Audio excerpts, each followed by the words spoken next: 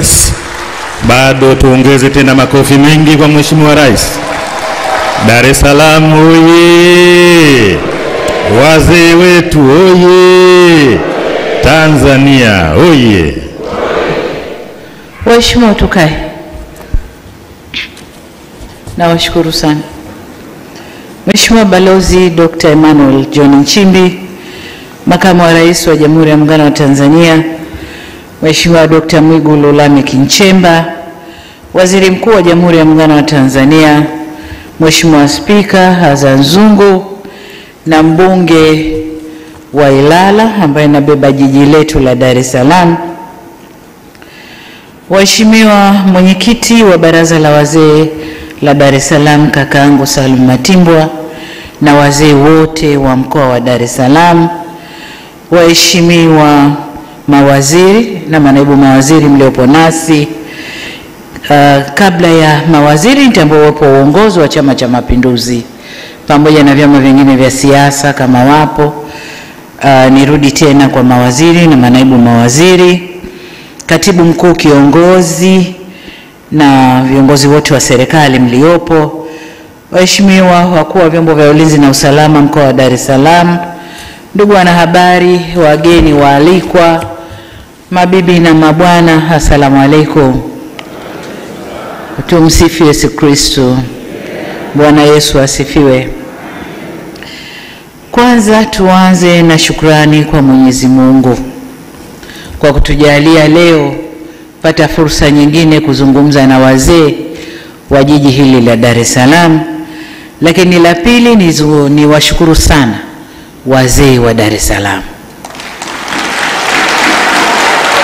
Nilipata taarifa kwamba Baraza la Wazee wa Dar es Salaam wanajiandaa kuwa na kongamano lao na waje na matamko ambayo watatuletea serikalini kuyafanyia kazi.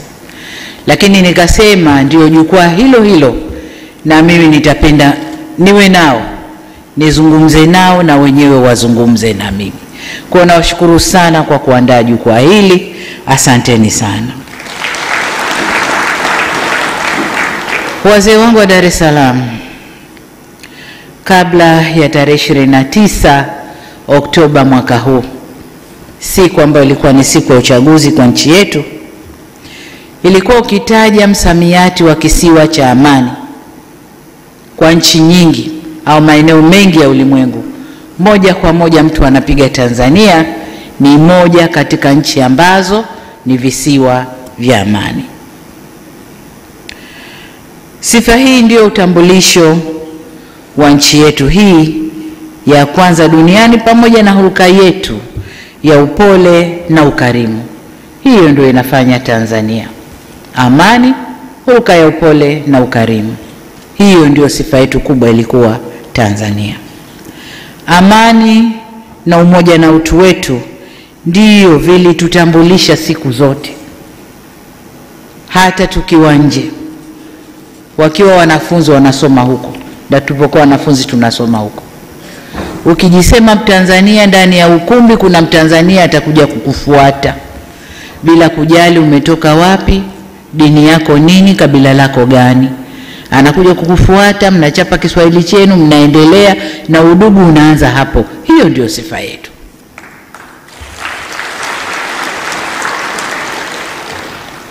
Lakini kila siku zinavyokwenda, sifa yetu inaporomoka. Wengi wasioitakia mema nchi yetu wanakereka na tambo zetu hizo za kwamba Watanzania sisi tuna umoja, tunakupendana, na popote tunapokutana la kwanza ni udugu kuliko mengine yote. Wanakereka na sifa zetu hizo, na kwamba Tanzania ni nchi ya amani. Inawakera sana. Nakumbuka wakati mmoja katika ukumbi huu, nimesahau ilikuwa shughuli gani, lakini nikiwa kwenye kiriri hiki hapa nilizungumza nikasema kwamba kuna watu wanakuja kutuchafulia amani. Wameshaharibu wanakotoka, sasa wanataka kuchafua huko. Hilo nalo liliwakera sana, na labda pengine ndio hii kutuonesha kwamba hata na nyinyi sio wasafi pia. Sasa niseme tu kwa ufupi kwamba vurugu zilizotokea tarehe 29 zikaendelea na 30 si desturi wala utamaduni wa Watanzania. Si desturi wala utamaduni wa nchi yetu wala watu wetu. Kila aliyeumia au kupoteza maisha ni Mtanzania mwenzetu mwenye haki sawa na wengine. Hakuna mtu aliye juu ya mwingine. Haki ya kuishi na haki ya kuwa huru ni tunu zetu wote wa Tanzania.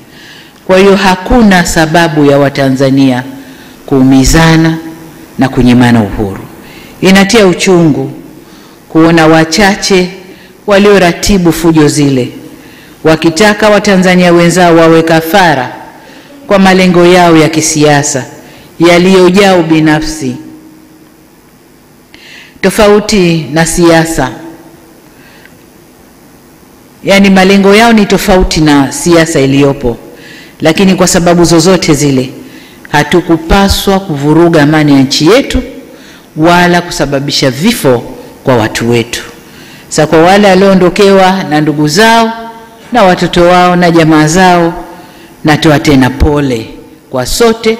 Si msiba wao peke yao, ni wetu wote, kwani damu ya Watanzania ni damu yetu sote. Tanzania mmoja akiumia tumeumia wote, kuondokewa na Mtanzania mmoja tumeondokewa wote. Kwa hiyo tuwe pole wote.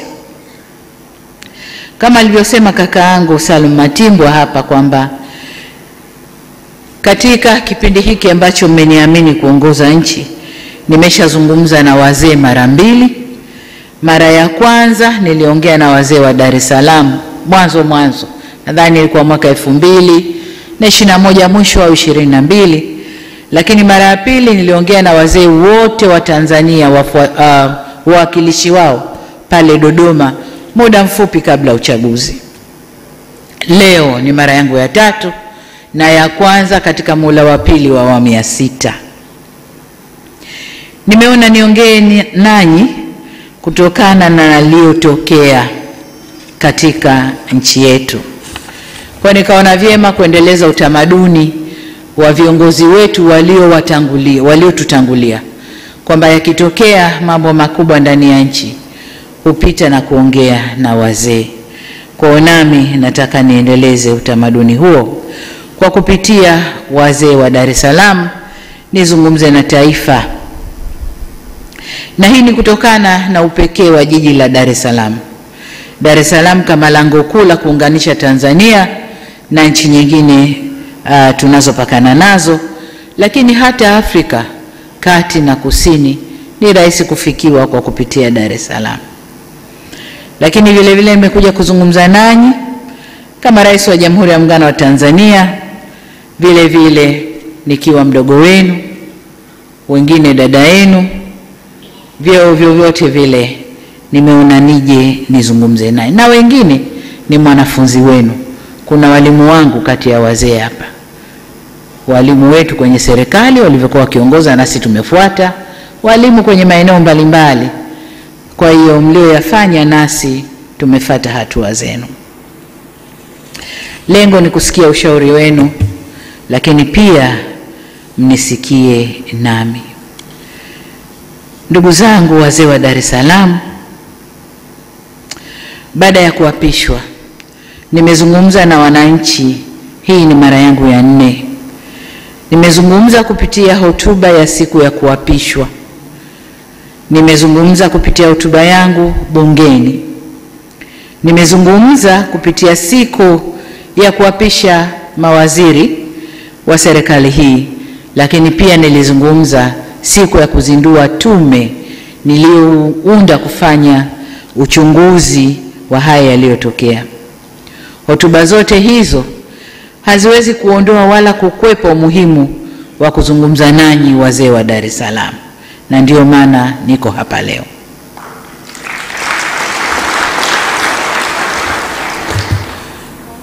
Dar es Salaam yetu ni kitovu cha biashara na moyo wa utamaduni wetu. Dar es Salaam hii kupitia vurugu zilizotokea imepitia kipindi kigumu sana, na wote hapa ni mashahidi. Kuna wengi ambao riziki zao ziko mikononi kwao tu, mpaka amke asubuhi atoke akajishughulishe apate cha kupeleka nyumbani, chakula na watoto. Vurugu zile zilifanya Dar es Salaam isimame. Wafanya biashara ndogo ndogo walisimama, wenye magenge walisimama, Kariakoo ilisimama, shughuli zetu zote zilisimama, na ili tulazimu tubaki ndani.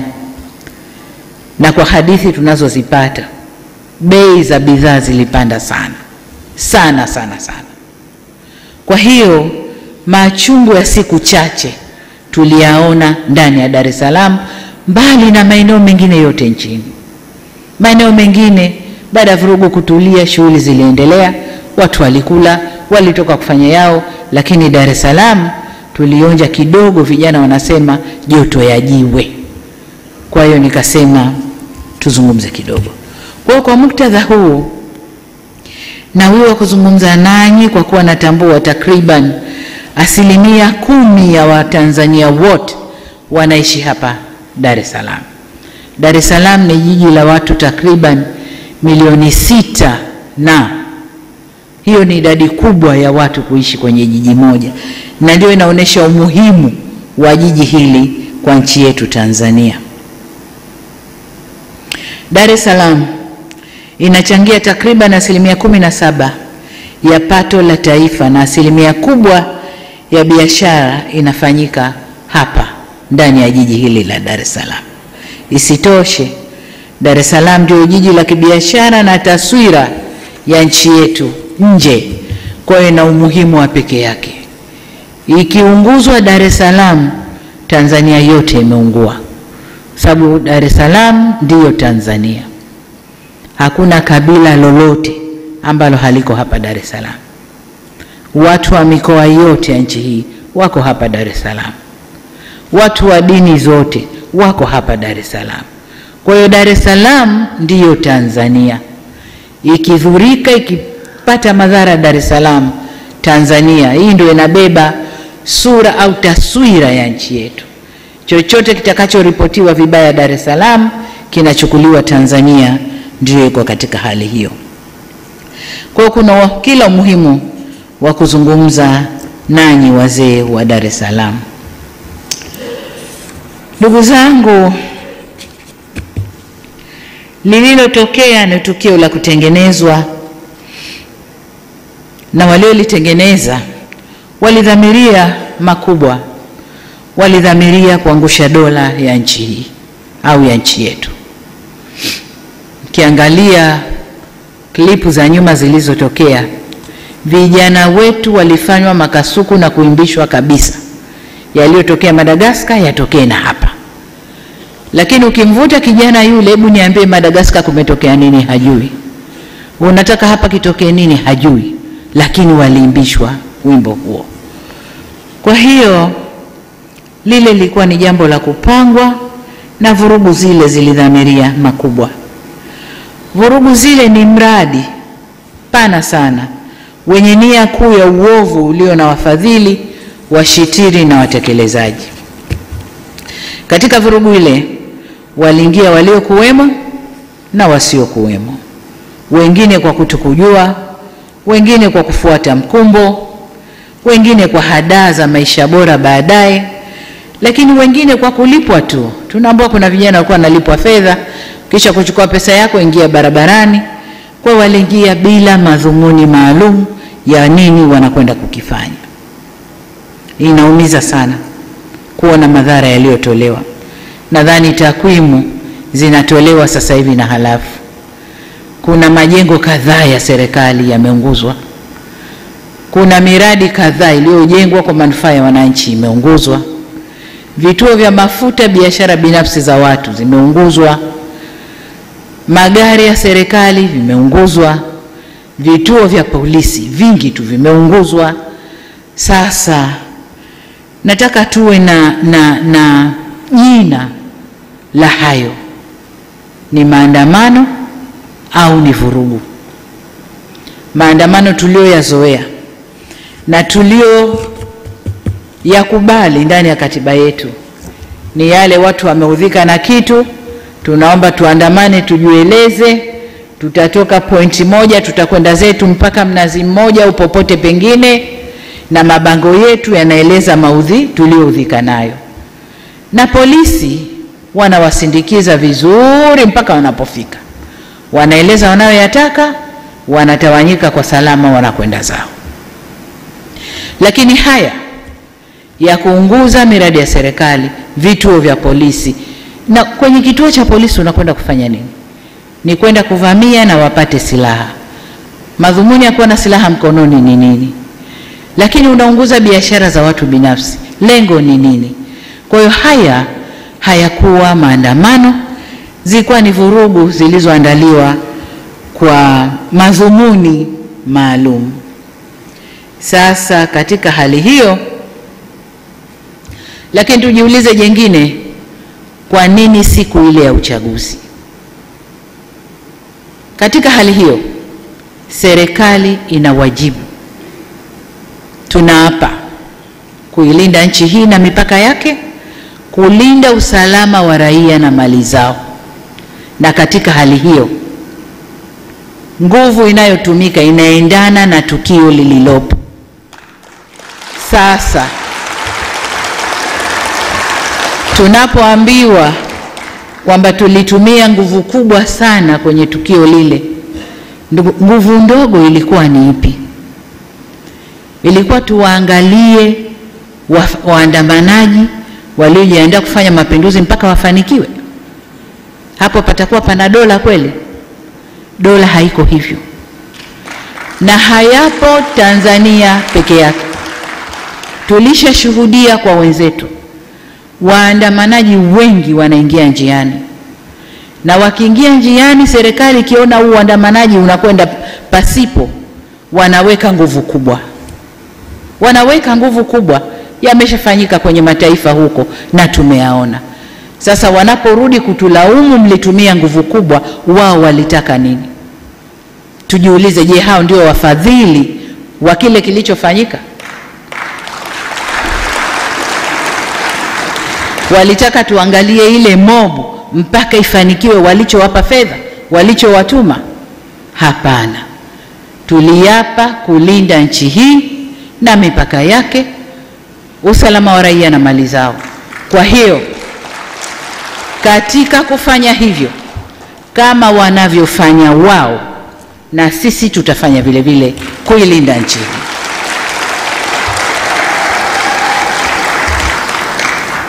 Kwa nini siku ya uchaguzi? Siku ya uchaguzi kwa sababu walishajua kuna ushindi mkubwa wa Chama cha Mapinduzi. Kuna ushindi mkubwa wa Chama cha Mapinduzi. Waangalie kampeni zetu tulizozifanya, waangalie watu walivyotuitikia, waangalie kazi tulioifanya ndani ya miaka 5 iliyopita. Walijua, na wapinzani wetu walikataa kuingia.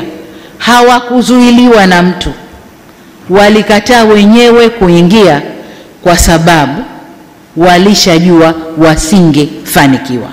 Walishajua aibu ingewapata kwa kazi iliyofanyika na mwitikio wa wananchi kwa Chama cha Mapinduzi.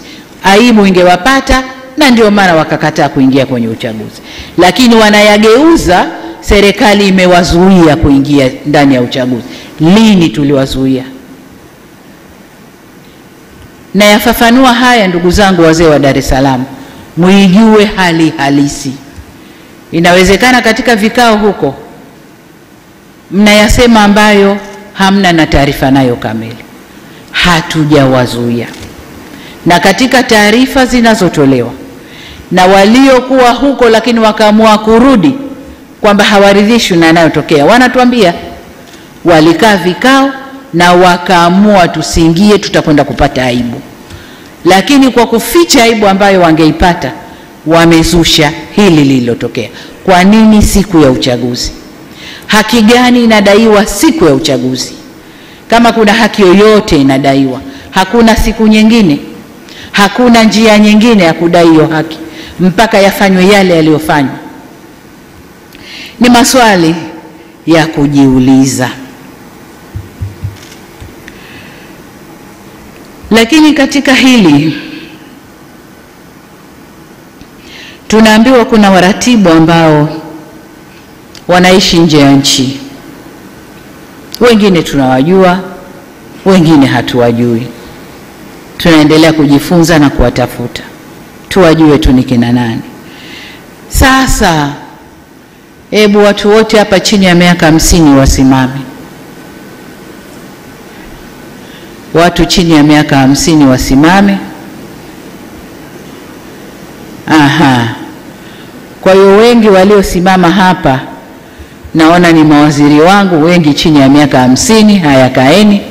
Viongozi wa dini wachache na vijana wa jiji la Dar es Salaam na wafanyakazi wa serikali wachache. Sasa hili jambo lina waratibu kutoka nje. Lakini kwa nini waratibu kutoka nje? Wale waratibu wa Tanzania tunaowajua, wale ni shida za maisha. Ni shida za maisha. Akisukuma maandamano, umbea na nini kuhusu Tanzania, Watanzania wale vijana ambao wanadai ugumu wa maisha wanatumia fedha zao kununua bando, kuwaangalia na kuwasoma amesukuma nini. Lakini yeye ukisoma, yeye kule anatiliwa fedha. Kwa hiyo kimoja kinachowasukuma ni shida ya maisha. Kule waliko hawako sawa, kuna shida ya maisha. Sasa kuna wale ambao pia hawana shida ya maisha, wako pazuri, wanalipwa na hao wanaotaka hayo yatokee, lakini wamekosa uzalendo tu. Wamekosa uzalendo tu. Na ukiwatizama vizuri si wa Tanzania kamili. Kwa hiyo it doesn't matter whether Tanzania inaungua haiungui, yeye ana nafasi ya kuwa nje, si Mtanzania kamili, hana shida hizo. Kwa hiyo hili jambo lilipangwa kwa uratibu mzuri, lakini hebu tuangalie sasa wale waliolipanga na kudai wana madai kwenye hili.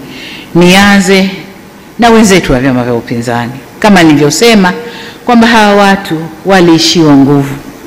Maneno ya vijana waliishiwa power na waliona kabisa mbele kwao sio kuzuri, na kuingia kwenda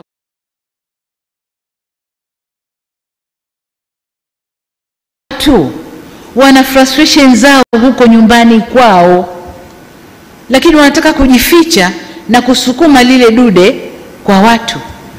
Huko waliko hawako sawa, wanapambana wao kwa wao ndani, wamemeguka wao kwa wao ndani, wamemeguka wanasiasa wakaenda vyama vingine, wanaharakati wakabaki. Kwa hiyo wenyewe kwa wenyewe huko ndani hakuko sawa, wasitulaumu sisi, ni wao wenyewe huko ndani. Kwa hiyo kasoro walizo nazo huko wanataka kuzisukuma huku kwetu. Hakuzuiliwa kuingia kwenye chochote. Ni hawa ambao mwaka 2020 mpaka 2023 nilifanya kazi kubwa ya kuzungumza nao, nikanyosha mkono wa rehema, njoni nyi wa Tanzania, njoni tukae tuzungumze yetu, twende vile tunavyotaka. Nikaonyosha vizuri, nikidhani na wanyooshea watu wa Tanzania ule mkono wa rehema na wataupokea, tutakuja tukae vizuri. Ni hawa niliowakuta nje wanasafa, hawana shilingi mkononi, wakaomba sana kuja kuniona, nikawapokea, tukazungumza, hawana hata shilingi. Nikatoa kiposho changu nilichogawiwa cha safari, nikawapa waendelee na maisha wakiwa nje. Ni hawa walionambia sawa tutarudi, lakini tuna kesi. Nikawaambia kesi nitazifuta, njoni tukae tuzungumze, tujenge nchi. Na wamekuja, baadhi yao wamekuja mikono mitupu, hawana kitu, tukatoa fedha zetu kuwapa waanzie maisha hapa Tanzania. Sasa nataka mumpe cheo mtu wa aina hiyo, aliyonyoshewa mkono wote huo wa rehema na mkono wa upatanishi. Yeye kaja, yule aliyemnyoshea ndio wa kwanza kumkashifu, kumtukana na kugeuza mambo, kuichafua nchi. Huyo mtu anaitwaje? Huyo mtu anaitwaje? Hii si tabia ya Watanzania. Wakati ule nafanya yote nilijua naongea na Watanzania waliotimia, wenye akili timamu. Nikajua watarudi, tukae, tuzungumze, tuende. Na niliwapa fursa zote, nyinyi ndo mashahidi. Niliwafungulia, walitaka kufanya maandamano, wakafanya maandamano, tukawasindikiza mpaka walipofika, wakasema yao, wakatawanyika. Yale ndo maandamano ambayo yameruhusiwa kikatiba, na ukiomba polisi atakwambia nenda kaandamane, tuambie ni ruti, tuwalinde mpaka mfike semenu. Yale ndo maandamano. Haya yaliyofanyika si maandamano. Ni hawa niliowapa fursa ya kufanya shughuli zao za kisiasa. Sasa siasa si kutukanana, siasa si kubezana, si kuharibu nchi. Hiyo sio siasa. Wazee wetu wa zamani, ukiwa na harakati hizo, wanasema huyu hajui siasa, huyu hafanyi mambo yake kwa siasa. Ina maana siasa maana yake ni usalama, siasa maana yake ni uungwana. Hiyo ndiyo maana ya siasa. Sasa kama mtu unampa ruhusa afanye siasa za kisiasa, anakwenda kufanya siasa anazozijua yeye za kuvuruga nchi, hiyo sio siasa. Hiyo sio siasa. Kwa hiyo ndugu zangu, niseme kwamba madai yoyote waliokuwa nayo chama hiki cha siasa au vyama hivi vya siasa, hawakupaswa kutumia njia ile kudai kwamba sasa tukae na kwa masharti tuzungumze ili na wenyewe warudi kwenye terms. Hapana, haikuwa hivyo. Lakini kundi la pili, tuangalie vijana. Vijana wetu hawa wameingizwa njiani, wakaimbishwa wimbo wasioujua. Wanadai haki. Haki gani? Hebu avutwe tu kijana pembeni, wewe uliingia unadai haki. Hivi ni haki gani? Na hiyo haki hawakuweza kuidai kwa njia nyingine mpaka waingie njiani, wakafanye vurugu, walipwe, wakachome vituo, walipwe, wakafanye vurugu walizozifanya. Hiyo ni haki gani? Lakini jengine wanalobebeshwa, wameingia njiani eti kwa ugumu wa maisha. Astaghfirullah. Turudi kwa Mungu tustaghfiru. Ningekuwa na uwezo, ningebeba vijana wa Tanzania nikawatupa kwenye nchi tofauti tu hapa Afrika pamoja na majirani zetu, wakaone ugumu wa maisha uliokuwepo, alafu waseme kwamba kwao Tanzania ni pahala pema. Hawana sababu, hawana. Ugumu wa maisha kwa raha zako kabisa. Mwenye ugumu wa maisha kweli kwa raha zake kabisa ataingia njiani akaimbe oyoyoyo, huo ugumu wa maisha. Mwenye ugumu wa maisha ana struggle, anahangaika kutafuta chakula chake cha leo. Na wengi walikuwa kwenye kazi zao, wale wana ugumu wa maisha. Wengine hawakuwa na ugumu wa maisha, walikuwa wana sababu zao wenyewe. Kwa wale watafiti wafanye utafiti ndani ya Afrika Mashariki na nje, labda kusini mwa Afrika, waangalie nafasi ya Tanzania kwenye ugumu wa maisha. Wende wakaangalie. Kwa vijana wetu wasimezeshwe tu na wenyewe wakameza, hapana. Lakini kwa nini yote yanatokea haya? Tumejifunza kwamba vijana wetu tumewaacha wanakuwa wenyewe, wanakuwa hawana mwelekeo, wanakuwa hawana watu wa kuwaongoza vizuri, na kwa maana hiyo hawana elimu ya uzalendo. Hayo ndio tuliojifunza. Vijana wazalendo hata kutoka vyama vya upinzani hawakukubaliana na hali ile. Walikuja kutuambia, jamani, kaeni vizuri, kuna hili linapangwa huku. Wale ni vijana wazalendo kutoka vyama vya upinzani. Lakini vijana wetu wengi wa Tanzania hawana uzalendo, na hilo serikali tumejifunza na tutakwenda kulifanyia kazi. Na ndio maana nikasema niunde wizara nzima ya vijana ili kushughulikia vijana kwa upeo mpana badala ya kuwa na kitengo ndani ya wizara kubwa. Kwa hiyo kwa upande wa vijana wetu hawakuwa na sababu yoyote ya kuingia njiani ila kutumwa na kuimbishwa mambo yasiyowahusu. Tuangalie taasisi zetu za dini ambazo nazo kwa namna moja au mingine wamejiingiza kwenye mkumbo huu. Hapa unajua, unapokuwa kiongozi lazima ukubali wakati fulani kukosa umaarufu, lazima ukubali. Na kama kukosa umaarufu kipindi hiki kuelekea kampeni, kuelekea uchaguzi na baada ya uchaguzi, utaondoka tu. Lakini uondoke, turekebishe, tuseme kweli. Taasisi zetu za dini, tunasema Tanzania haina dini, si ndio? Lakini watu wetu wa Tanzania tuna dini. Na tuna dini za madhehebu mbalimbali. Tuna dini kuu sijui 4 sijui 5. Tuna Wakristo, tuna Waislamu, tuna Mabaniani, tuna mamonki wale sijui Buddha na wengine ambazo ziko huko zinafanywa.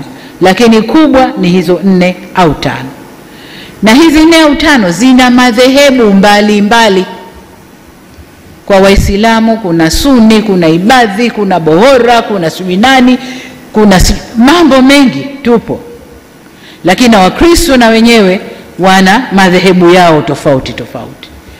Kikatiba na sheria za nchi hakuna madhehebu hata moja ya dini yoyote imepewa uwezo kikatiba na kisheria kutoa matamko ya kuoverride madhehebu mengine yote ya dini. Hakuna.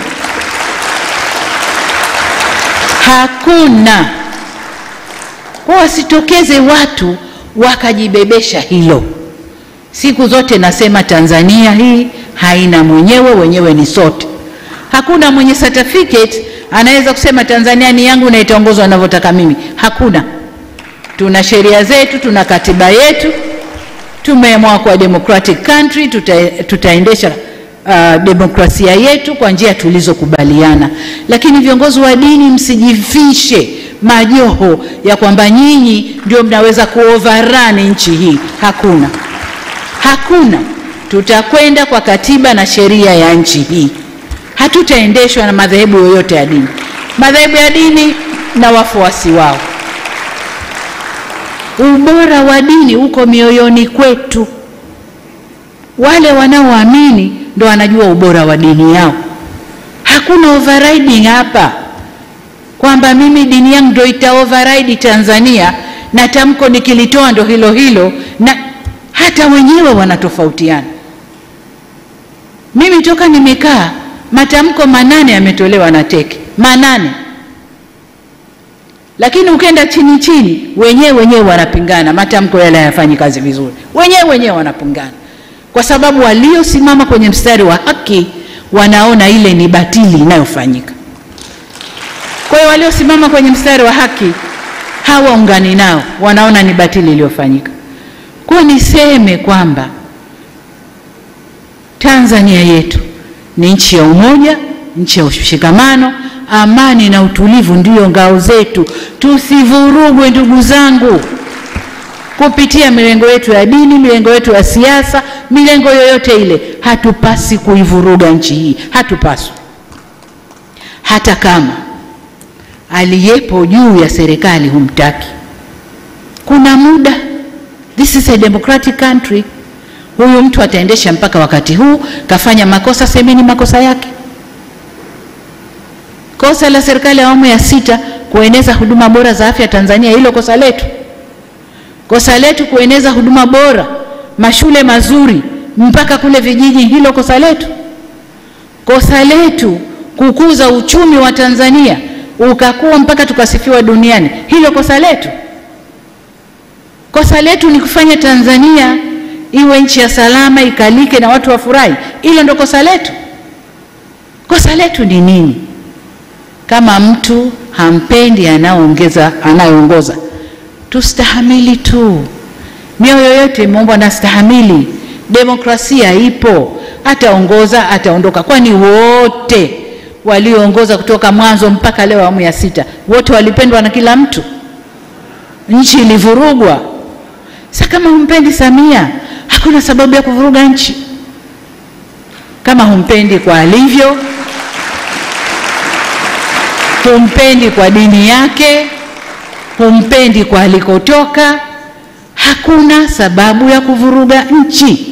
Katiba yetu, sheria zetu zipo. Nchi hii inaongozwa kwa katiba na sheria zetu. Hakuna sababu ya kuvuruga nchi, ndugu zangu. Kwa ni waombe sana, zile sumu zinazotiwa huko, mnapotiwa sumu tumieni akili zenu. Najua hakuna eneo baya la kumpata mtu kama dini. Unapomkamata mtu kwenye dini na ukamlisha ubaya wa mtu kwenye dini, unajenga chuki ya ndani ya moyo kuliko wanasiasa. Wanasiasa wakimharibu mtu, wanamharibu mtu kichwani. Kichwa hakiweki. Akija mwingine na zuri, ile baya litaondoka, zuri litaingia. Lakini ndani ya moyo likiingia, limeingia. Kwa hiyo viongozi wetu wa dini, kaeni kwenye mstari wenu. Dini zetu zote zinasema kila mamlaka imeletwa na Mungu. Kila mamlaka imeletwa na Mungu. Iwe kwenye mamlaka kuna mwanamke, iwe kwenye mamlaka kuna mwanamume, kila mamlaka imeletwa na Mungu. Na sababu ya Mungu kuleta mamlaka hayo, hakuna anojua duniani. Hakuna. Mungu peke yake ndo alikuwa anajua. Kwa nini Samia leo yuko hapa? Kwa hiyo niombe sana viongozi wa dini, tuvae majoho. Yale majoho yetu yaoneshe sura halisi. Hakuna kitabu chochote cha dini kimesema tutazitumia dini zetu kuvuruga nchi zetu. Hakuna. Ni utashi binafsi wa watu kwa ubaya wa nafsi zao. Kwa msivae majoho ya dini mkatengeneza utashi wenu binafsi kwa kupitia vivuli vya dini. Ni waombe sana viongozi wa dini, tusimame, tusivuruge nchi yetu. Tusivuruge nchi yetu.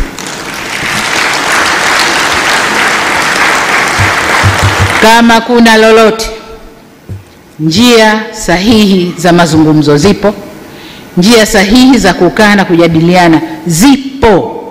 Hakuna sababu yoyote kufika tulikofika, ndugu zangu, hakuna. Nilikuja na falsafa ya R4, nikaifanyia kazi vizuri sana, ikaleta mwanga mzuri sana, mpaka wale nisowajua jina lao wakaenda wakabadilisha, nchi ikachukua mwelekeo mwingine. Lakini nataka niwaambie, tutasimama na kuilinda nchi hii kwa nguvu zote.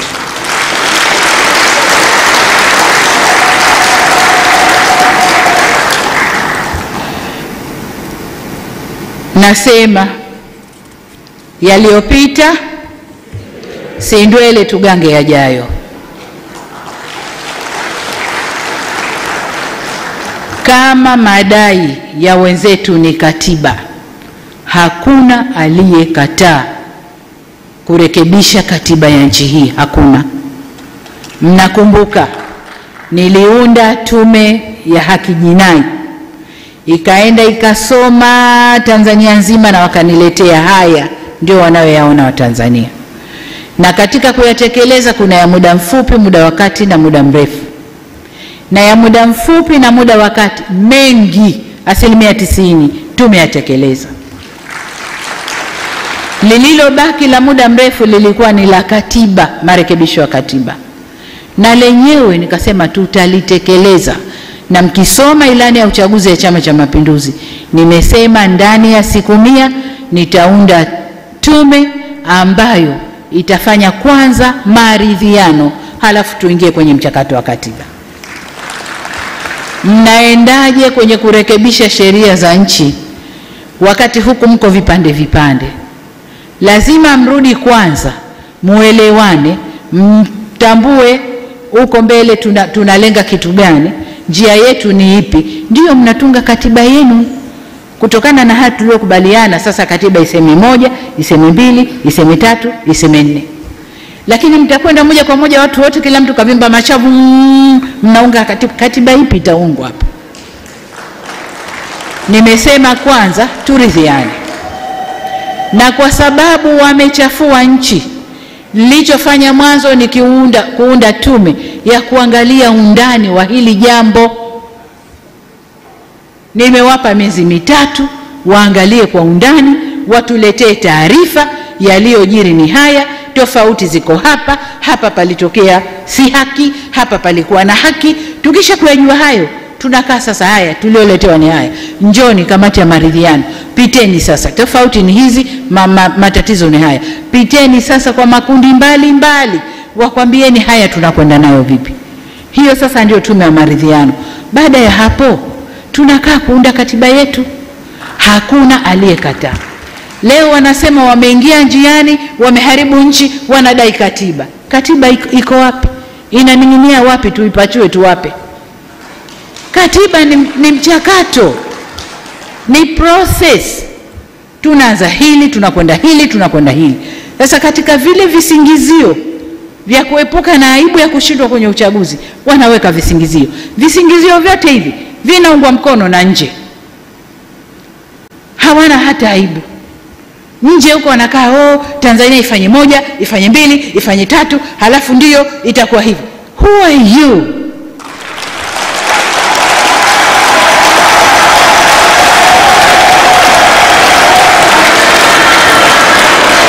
Niwaulize ndugu zangu, niwaulize, kwao hayatokei? Kwao hayatokei? Tumenyanyua sauti sisi kusema ya kwao? Wanadhania bado wao ni masters wetu, ni wakoloni kwetu. Kitu gani? Ni fedha chache wanayotugaia, ni fedha chache wanayotugaia, na fedha yenyewe sasa hivi haipo. Tunafanya biashara, wao wapate na sisi tupate, ndipo tunaposimamia. Nataka niwaambie,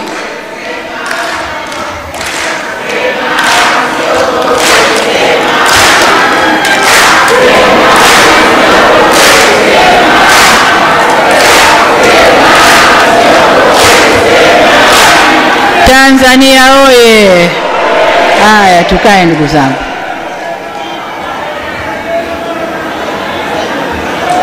Nataka niwaambie ndugu zangu wa Tanzania,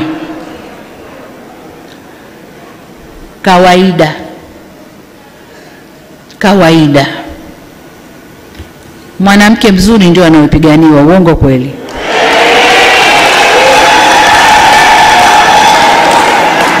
Utakuta watu wanafokeana, wanapigana, wana nini, ukicheki majana dume 2 3 yanapigana, katikati kuna mwanamke mzuri.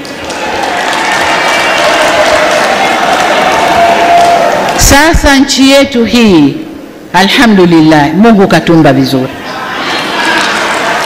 Katuumba vizuri sana. Katuweka pahali pazuri sana. Kama ninavyowaambia, Tanzania ni lango la kuingia Afrika. Tanzania inaweza ikatumika vizuri sana kibiashara. Inaweza ikatumika vizuri sana kisiasa za dunia. Inaweza ikatumika. Tatizo ni siasa tulionayo. Siasa ya kutofungamana kwa upande wowote. Kwa hiyo wengine wanakuja mlango huu, kweni na sisi, wengine wanakuja huu. Lakini pia mali Mungu alizotumba nazo, madini. Tanzania sisi tuna bahari, ambayo kwa kupitia bahari unaweza kwenda kokote ulimwenguni. Tanzania tuna maziwa makubwa, ambao kwa kutumia hayo unaweza kufanya biashara yote na nchi jirani hapa, na ukasafirisha vyovyote vile kwenda nchi jirani. Tanzania tuna ardhi nzuri ya kilimo, na ndio maana tunajitosheleza kwa chakula kwa 128%. Tunakula na tunauza. Kubwa zaidi, serikali tumejua kwamba kilimo ndio kila kitu chetu. Kwa tunatoa ruzuku kwa wakulima wazalishe zaidi mazao ya chakula na ya biashara. Tanzania sisi tuna hayo madini ambao sasa kuna madini yanaitwa madini adimu duniani. Ndio dunia yote imetoa macho hapo. Pamoja na kwamba yapo kwengine duniani, lakini Tanzania ni moja kati ya nchi ambazo hayo madini yapo na watu wanayatolea macho. Kwa hiyo tunapigwa, tunalembewa mawe kwa vile Mungu alivyotuumba. Sasa nataka niwaambie, maumbile yetu na utajiri wetu isiwe lana tukauana sisi kwa kuchawishiwa na wanaotolea macho nchi yetu. Hapana. Mjenga nchi ni mwananchi. Huu ni wakati wa Watanzania kushikana, ndugu zangu, na kujua kwamba yaliyoumbwa na Mungu hapa kwetu ni yetu, ni yetu. Na haya Mungu alitupa makusudi kuinyanyua nchi yetu, kuinyanyua nchi yetu. Nyuma hatukuwa tunapigwa mawe sana, tuko tunahesabika tu ni nchi maskini inayoendelea polepole na nini, lakini tulivyofungua utajiri, tukatumia rasilimali zetu kwa utalii, tukatumia madini yetu kibiashara, tukatumia bahari yetu na maziwa yetu kujenga uchumi wetu, hili sasa ndilo linaloumiza watu huko ulimwenguni.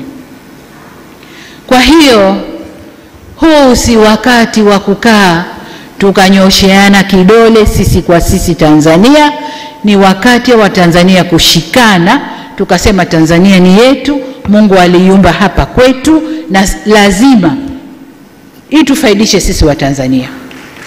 Tunaposema tunalinda nini wanaita sovereignty, tunalinda uhuru wetu, tunalinda nchi yetu, lazima tuseme kwa moyo.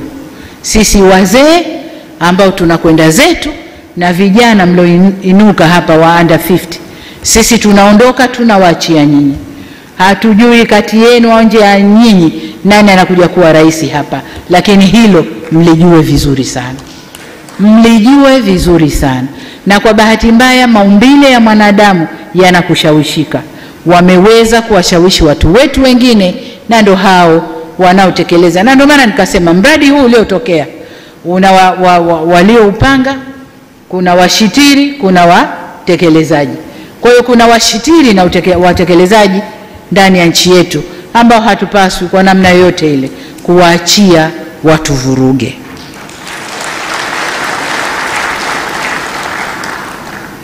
Ndugu zangu, nilisema aliyopita si ndwele, tugange yajayo. Lililopita limepita. Kwa maneno tunasikia liko jengine linapangwa, kini inshallah Mola hatosimama nao, litapeperuka. Lakini nataka niseme, nilimsikia mmoja katika waandaji wa nje anasema hebu tarehe 9 liakhirisheni, nendeni subirini Christmas, kwa sababu sasa hivi wamejipanga. Nataka niwaambie wakati wowote wakija tumejipanga.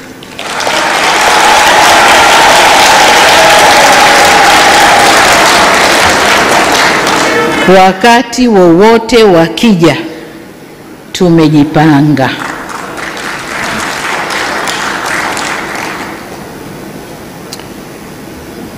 Kwa ujumla niseme kama wanadamu hukosana wakaelewana. Hatusemi serikali labda tuko safi hatuna makosa, hapana. Inawezekana kabisa kuna mapungufu, na hakuna serikali yoyote duniani sio mapungufu, lakini wanakaa wanazungumza na kuondoa mapungufu yaliyopo. Kwa hiyo na sisi hatuna budi kukaa kuzungumza na kuondoa mapungufu yaliyopo. Nimepata salamu wanasema tutakubali tukukaa na serikali ikiwa watafanya 1, watafanya 2, watafanya 3. Serikali hii si ya kuamrishwa wala kupewa maelekezo.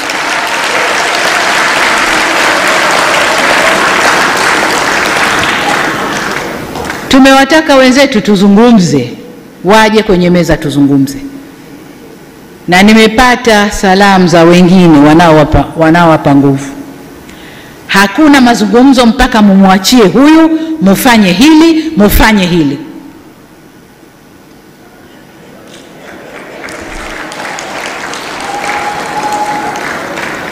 Hiyo inatokea ndani ya nyumba tu. Ndani ya nyumba tu. Baba ukeshamkera mama, ukimrudia jioni akwambia sitaki mpaka ufanye hili na hili. Na utafanya ili maridhiano yaende. Uongo kweli? Sasa serikali haipewi masharti hayo. Serikali haipewi masharti hayo. Labda serikali ya wanafunzi kwa walimu wao, hilo linakuwa. Serikali ya wanafunzi hamtapata hili mpaka mfanye hivi. Wanafunzi watafanya. Lakini sovereign state yenye kujielewa na kuendesha mambo yake,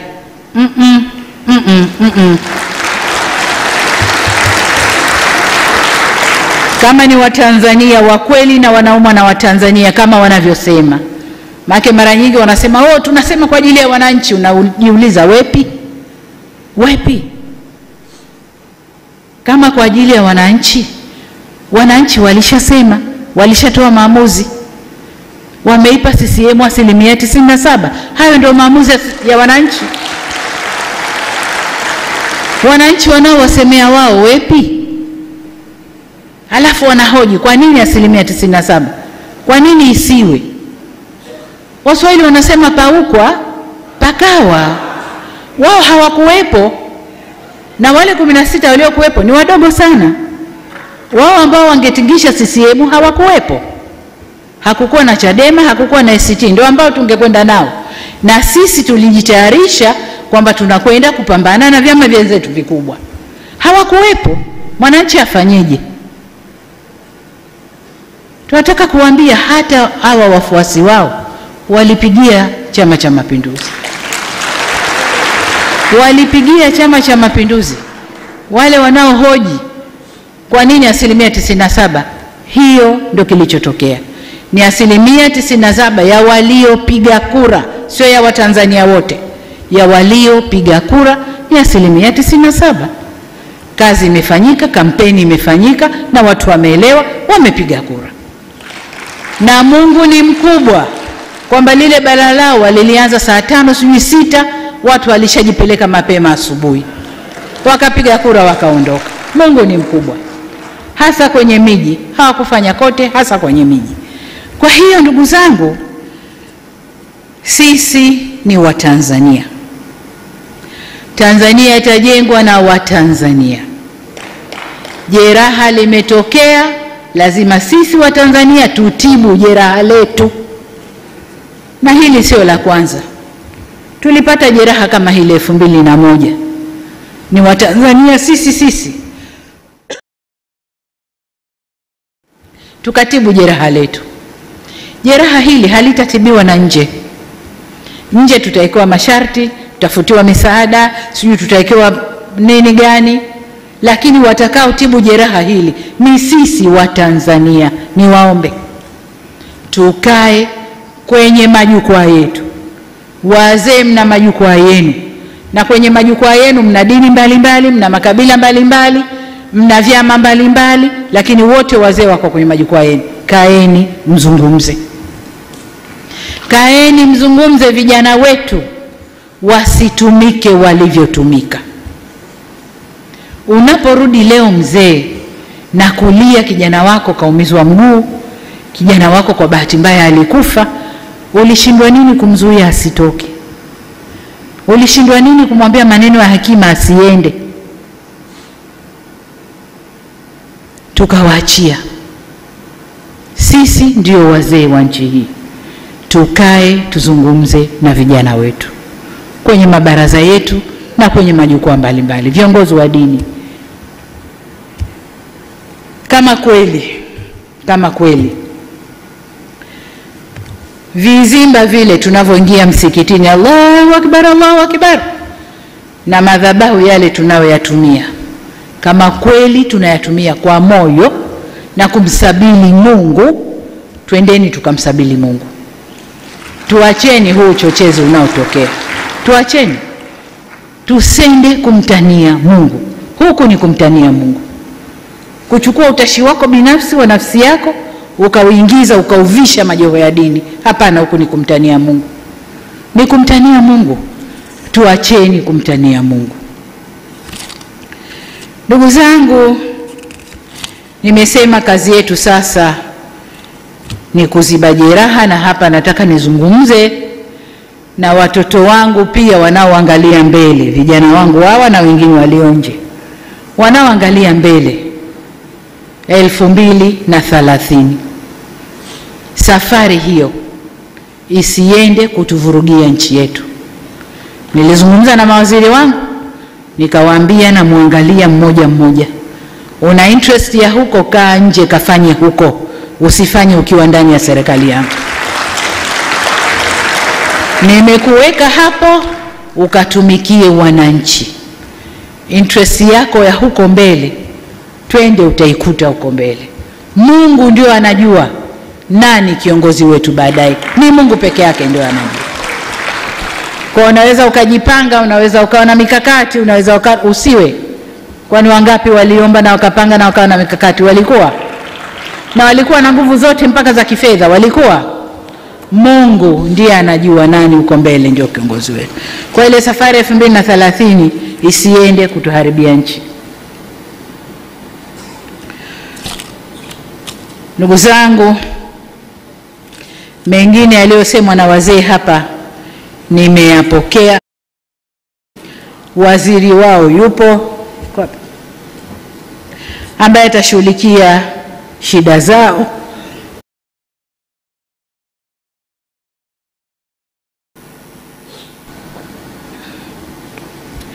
Na mimi katika ziara zangu kote Tanzania, nikifika ndani ya mkoa, la kwanza ni kuonana na wazee wa mkoa ule kote. Toka niko makamu wa rais mpaka nimekuwa rais, huo ndio mtindo wangu. Nikifika ni kuonana na wazee wa mkoa. Tatizo hapa linakuja, Dar es Salaam ni mji. Kwa hiyo ukiwa Dar es Salaam unajisi niko Dar es Salaam makao makuu. Ukiwa Dodoma niko Dodoma makao makuu. Lakini ukifanya ziara mikoani huko, nikifika la kwanza ni wazee, nasikiliza shida zao, nasikiliza maoni yao, yote tunayajua na tunapeleka wizarani kwao ili yafanyiwe kazi.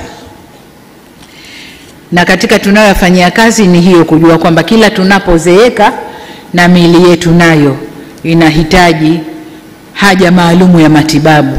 Kwa hilo nalo tumelishughulikia.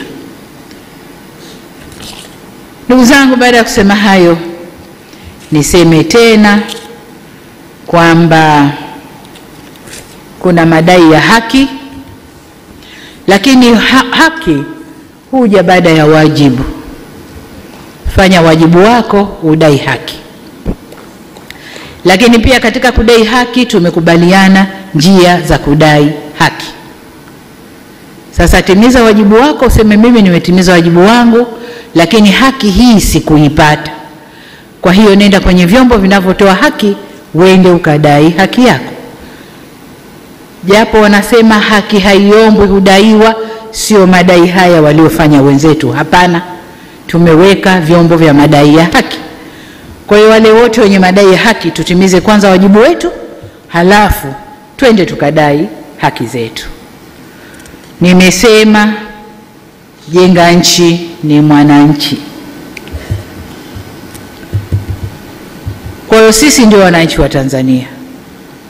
Uwe unatambua uwepo wa serikali hii, uwe hutambui uwepo wa serikali hii, serikali ipo, inaendesha Tanzania, na sisi ndio wananchi wa Tanzania tunaotakiwa kusimama, kushikana, kufanya umoja wetu, kuweka nguvu kwenye amani na utulivu wa nchi yetu. Tanzania oye! Ndugu zangu, kaka zangu, dada zangu na wadogo zangu, niwashukuru sana kwa nafasi hii mlionipa Niwashukuru kwa jukwaa hili mliloliandaa. Nimewasikia, mmetusikia.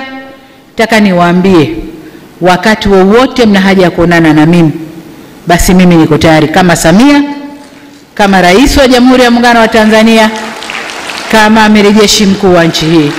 Niko tayari kuonana nanyi wakati wowote. Kama nina kazi nitawaambia kipindi hiki nina kazi, tufanyeni kipindi hiki, lakini niko tayari kwa mazungumzo. Asanteni sana. Naomba kwa heshima na taadhima wote tusimame, piga makofi mengi kwa Mheshimiwa Rais. Mheshimiwa Rais Dr. Samia